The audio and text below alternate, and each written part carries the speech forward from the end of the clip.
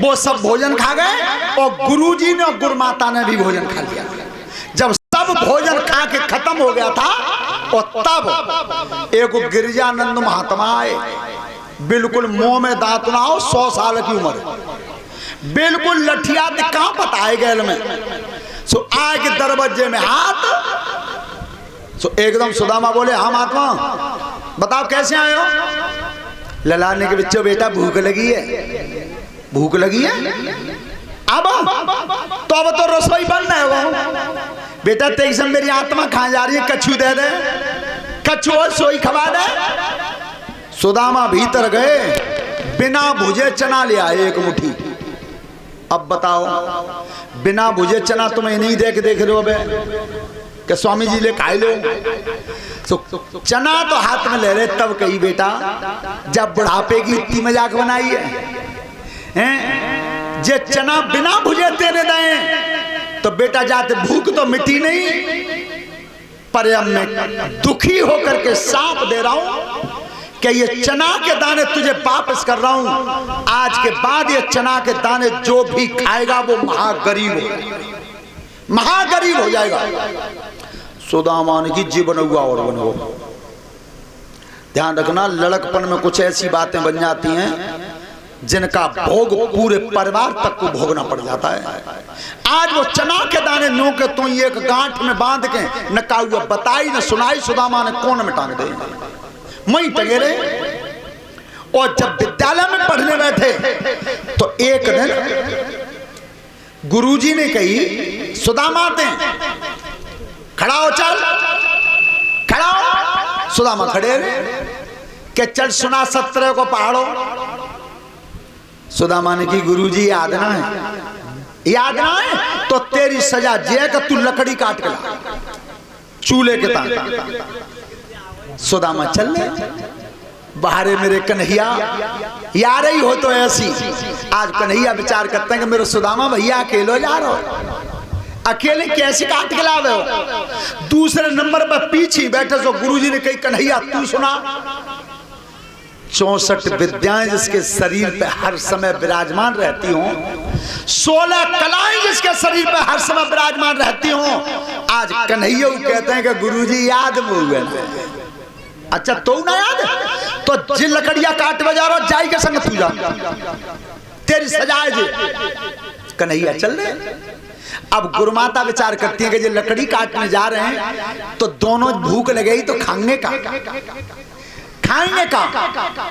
सोता बंधु, वही चना के दाने जो कोन में टंगे हुए थे, आज गुरुमाता ने वही उतार लिए। और तब कही ले बेटा भूख लगे तो दोनों खा लियो, जाओ भूख लगा तो जंगल में खा लियो।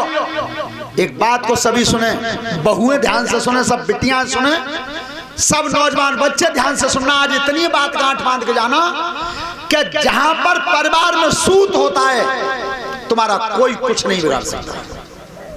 और यही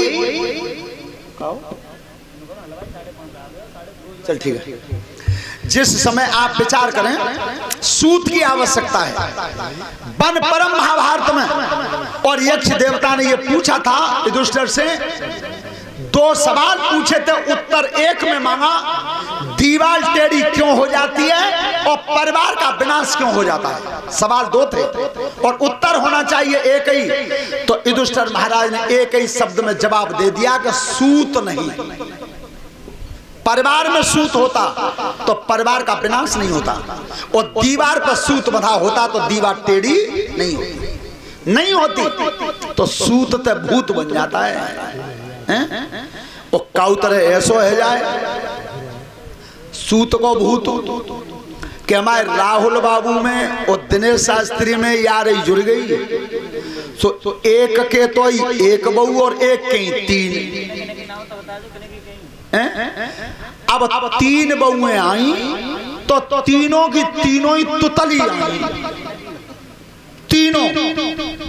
सो एक दिन हमारे दिनेश शास्त्री गए राहुल के यहाँ, सो राहुल की बहू ने बढ़िया तरह खानों पस के राय तो खाए तो बना के खूब खातर करे। अब खा तब तो है गई। सो राहुल बाबू बोले कि भैया कल हम आएंगे।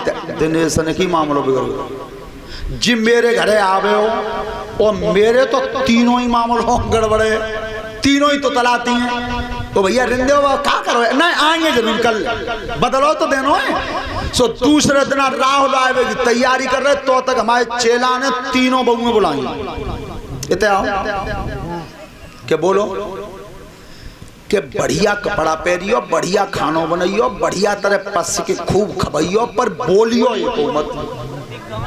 मामलो बिगड़ जावे हो तो ध्यान राखियो, बिल्कुल मेरी बात बिगड़ जाई मट्टी में, बिल्कुल मत बोलियो ये कहूं। सो तीनों ने सलाह कर ली, नहीं बोलेंगे। अब राहुल बाबू आए, सो बैठ गए। दिनेश ने कही कहूँ बच्चों हथियारी बात ना बिगाड़ते, सो बेतों पे दरवाजे बैठ गए जाएगा। तो तक एक बहू आई बढ़िया धार साड़ी पहन की कीमती, जैसे दिनेश की मम्मी मावा धर लेता ऐसी धर आ गए और आई।